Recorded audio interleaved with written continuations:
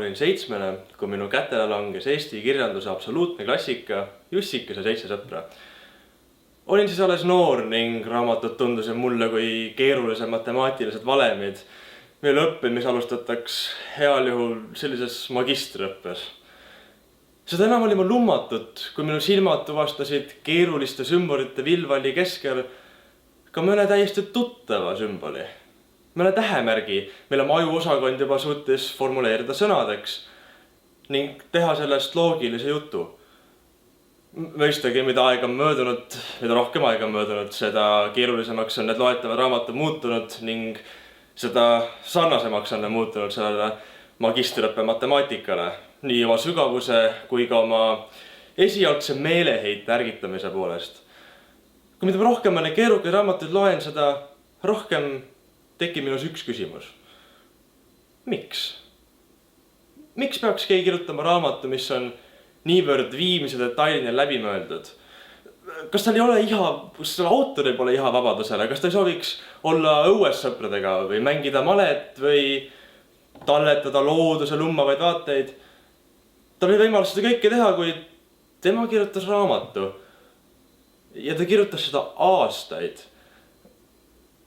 Aastaid on meid eestlasi pandud proovile erinevate väljakutsetega, olgu nendeks siis maksutõusud või punavõim Eestis, mis soovis eestlus kui rahvus täielikult hävitada. Eestluse elimineerimine mõistagi punavõimul meil siin välja ei tulnud, sellepärast et miks? Kuidas suutsime meie eestlastena ellu jääda? Nõukogude Venemaal elas pea 100 korda rohkem inimesi kui siin Eestis ning tänu nende poolt kehtestatud retsessiivsetele seadustele meie kirjanduse vastu oli meil pea võimatu ennast kaitsta. Kuid siin me oleme, pea 30 aastat hiljem ning taaskord oma enda suveräänse vabariigiga punastest rostetanud kettidest priid.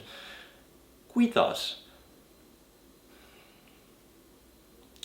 Sellepärast, et isegi kui sa oma ohvri suu kinni teibid, on tema iha vabadusele siiski kuulda. Vahet pole, kui palju kommunistlik võim Eestist tsenseeris meie kirjandust, oli siiski meie iha vabadusele kuulda. Meilt oli võetud kõik, millega endeid kaitsta. Seega me pöördusime viimaste pooljumalate poole, kes meie rahvast veel päästa, elustada said. Meie kirjanikud ning nende raamatud. Aitäh!